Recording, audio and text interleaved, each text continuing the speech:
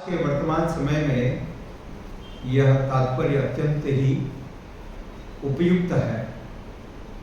हम आज देखते हैं दुनिया में इतने लोग, राजनीतिक लोग हैं, बड़े बड़े राजनेता हैं, परंतु क्या आपने कहीं पर भी देखा कोई राजनेता अपने राजनीतिक जीवन से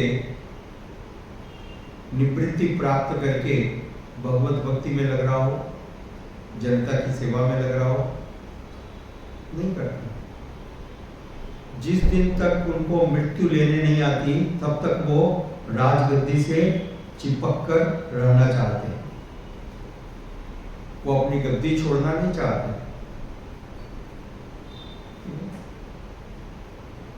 और जनता सेवा का ढोंग करते हैं। पूर्व काल में ऐसा नहीं था।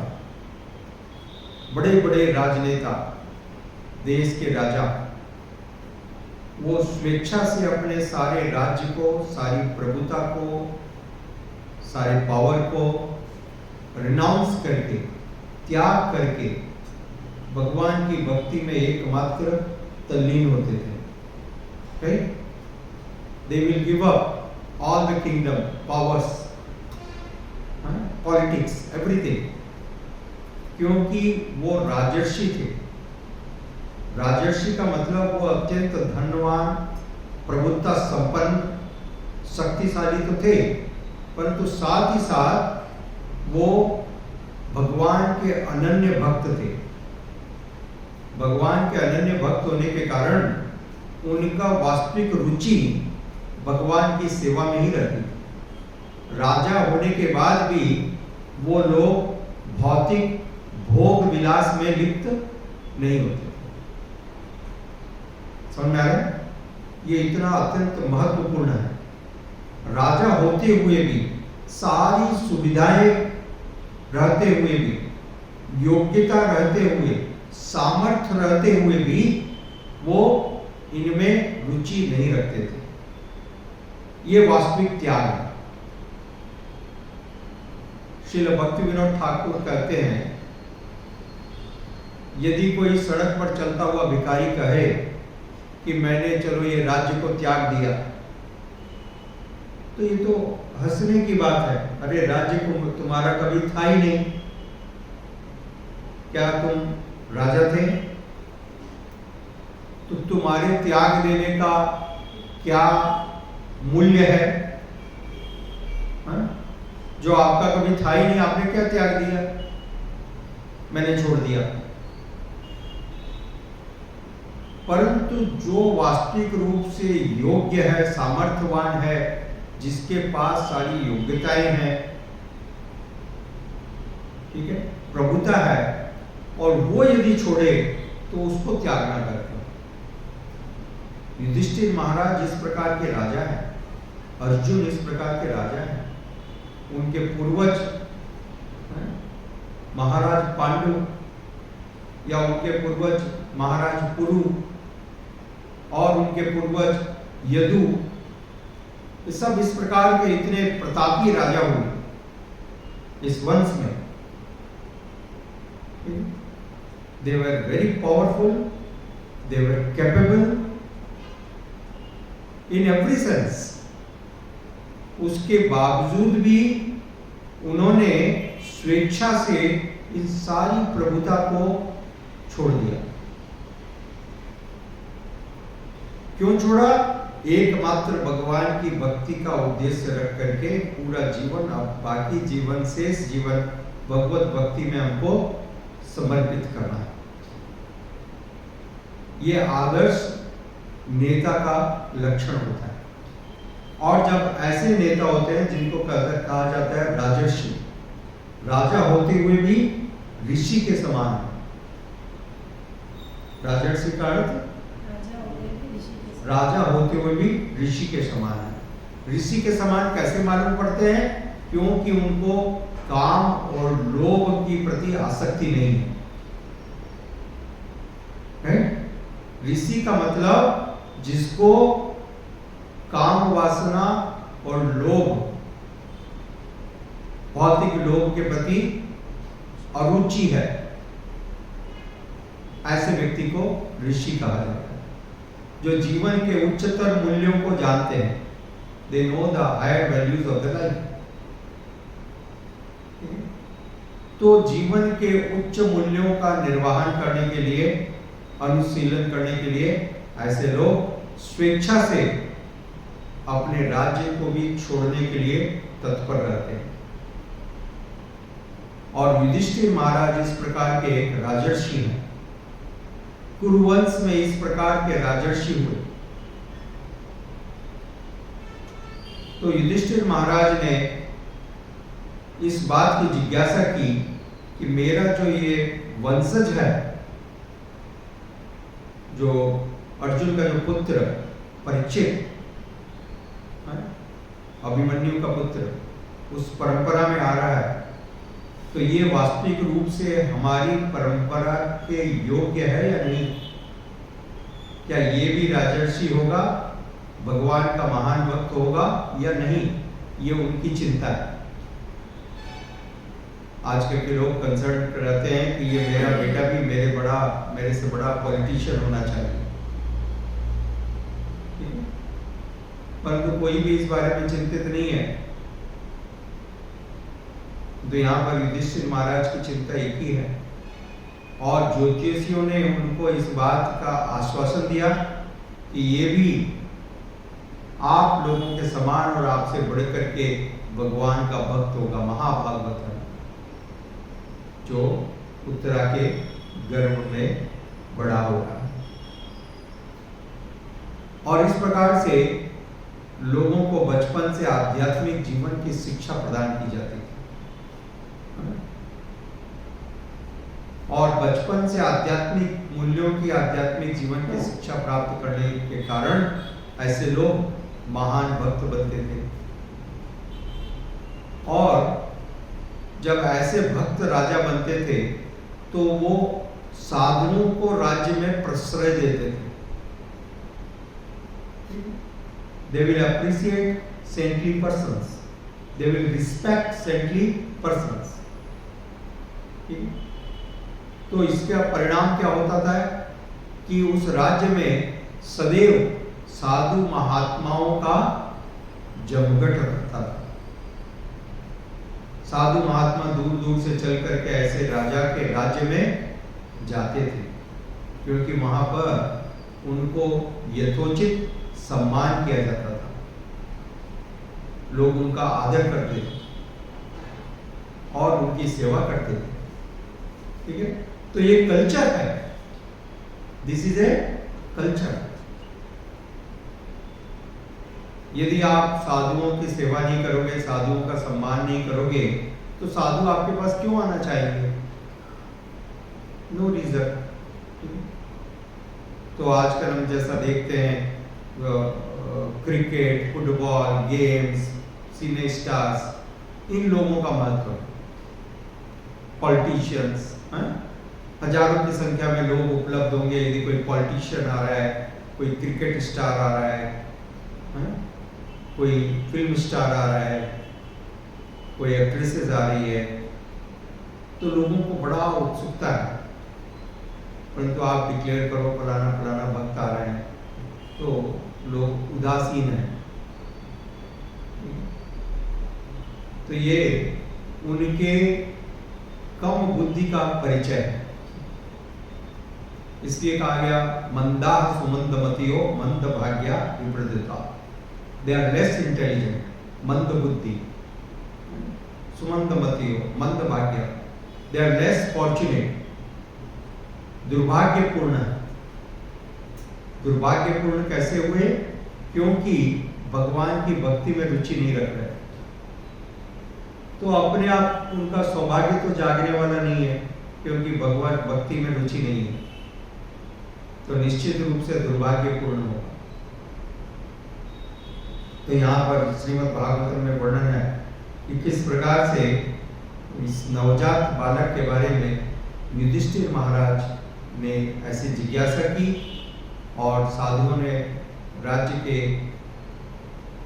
ऋषि मुनियों ने इस बात का आश्वासन दिया ज्योतिष गणना के अनुसार कि ये नवजात बालक अत्यंत महान भक्त है। तो युधिष्ठिर महाराज अत्यंत प्रसन्न हुए और ये काम और लोभ, भौतिक कामना तथा प्रापंचिक लोभ के प्रति रुचि नहीं रखेगा। तो ऐसा व्यक्ति ही वास्तविक रूप से लोगों का कल्याण कर सकता है। जिस व्यक्ति को भौतिक कामनाएं हैं और भौतिक लोभ है, सांसारिक चीजों के प्रति लोभ है, ऐसा व्यक्ति क्या होगा, अंतिम दिन तक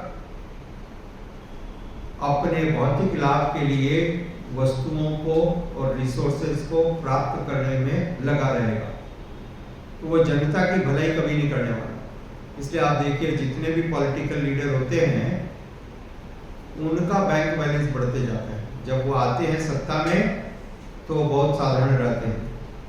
आप किसी का भी इतिहास उठा के देख लो, साधारण रहते हैं, मामूली बैंक बैलेंस है, ठीक है।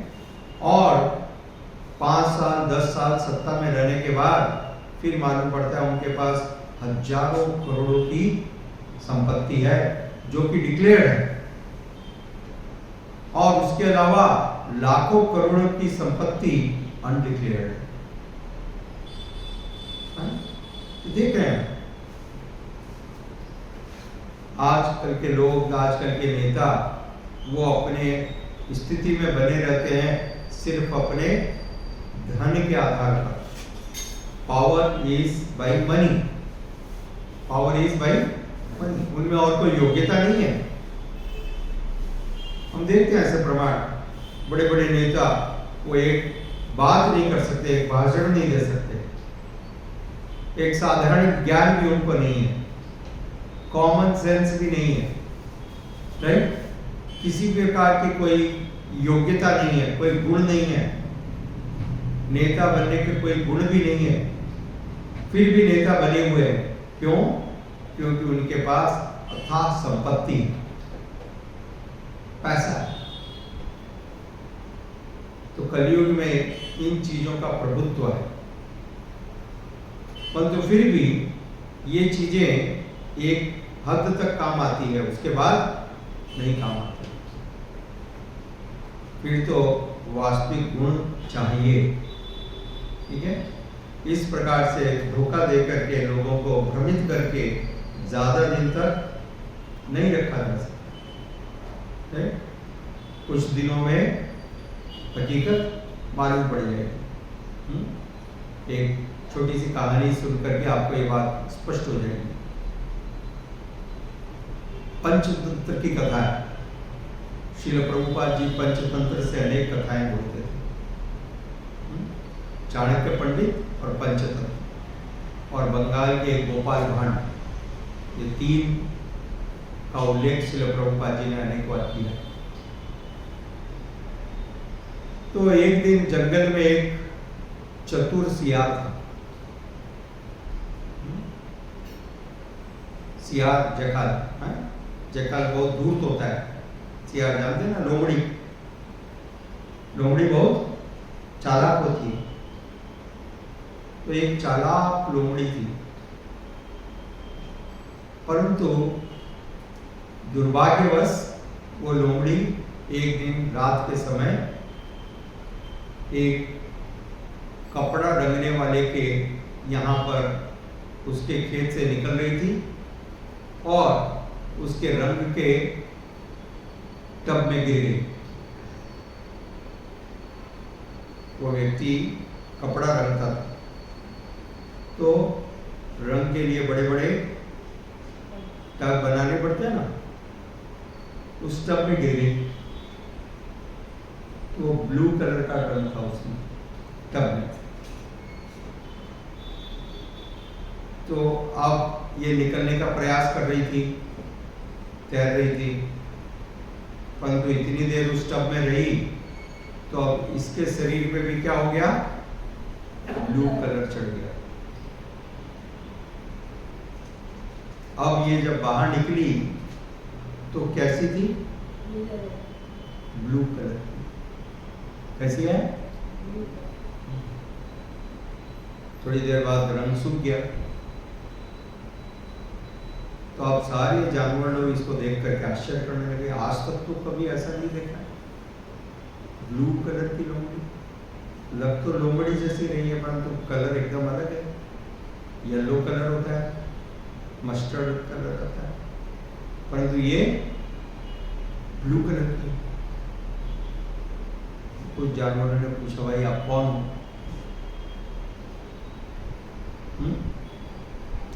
प्रश्न किया, आप कौन हो? मेरे तो उसने थोड़ा गंभीर स्वर में बोला, मैं भगवान का दूत हूं। क्या कहा? मैं भगवान का दूत हूं, तुम सबके ऊपर शासन करने के लिए भगवान ने मेरे को यहाँ पर भेजा है। तो सारे जानवर घबरा गए, अरे भगवान का दूत है, भगवान ने भेजा है। तो सबने उसके प्रति समर्पण किया, प्रणाम करने लगे, इज्जत करने लगे। उस दिन से वो लोमड़ी जंगल का राजा बन गई और सब उसकी सेवा करते हुए बड़ी खुश होती है। Everything is going fine. और सारे जानवर इस प्रकार से डर रहे थे एंड शी वाज एंजॉयिंग।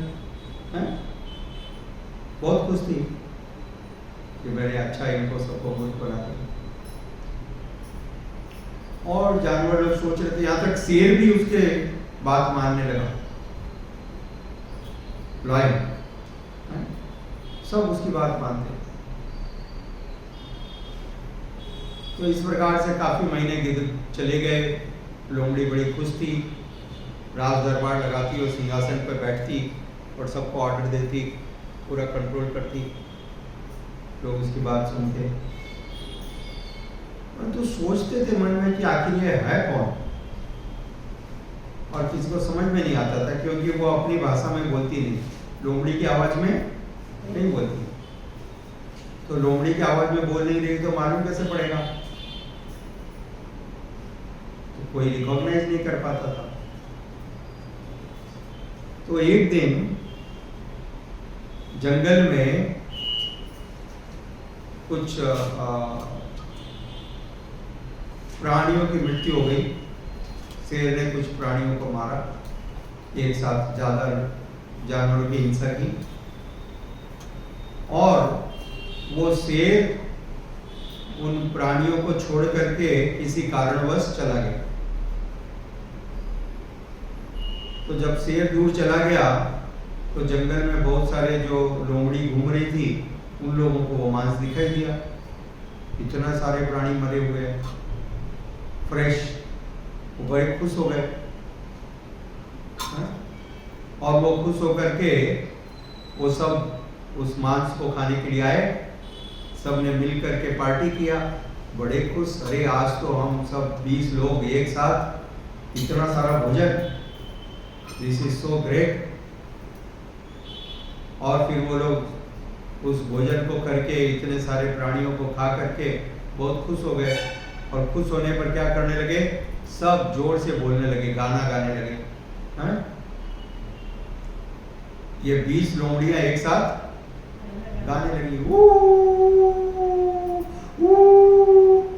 तो जब इतनी लोमड़ियां गाने लगी तो वो आवाज इस लोमड़ी तक भी आई जो अब राजा बन के बैठी थी। तो उसने बहुत देर तक अपने आप को नियंत्रण किया, मैं नहीं बोलूं, मुश्किल है, बोलूंगी तो भांडा फूट जाएगा। परंतु जब ज्यादा देर तक उसने आवाज सुनी तो अब उससे रहा नहीं गया। फिर उसका भी लोमड़ी बना, जाग गया। तो अंत में वो भी बोल पड़ी। तो सारे जानवरों को मालूम पड़ गया, अरे ये तो लोमड़ी है, ये तो लोमड़ी है, इतने दिन से एकदम राजा बन के बैठी हुई थी। समझ गए? और तब उन लोगों ने उसको वहां से खदेड़ दिया, भगा दिया। वो भी डर के भाग गए कि अब मेरा भांडा फूट गया। ठीक है? तो ये है कथा कलयुग में इस प्रकार के लोगों की, जो राजा बनकर के बैठे हुए हैं परंतु उनमें राजा के गुण नहीं। तो लोगों को धोखा दे रहे हैं और उनका जो वास्तविक स्वभाव है वो जागृत हो जाता है। भगवान की भक्ति के द्वारा यह स्वभाव बदला जा सकता है, यह संभव है और कोई भी व्यक्ति इस भक्ति का अनुशीलन कर सकता है। हरे कृष्ण। श्री प्रभुपाद की गौर प्रेमानंदे।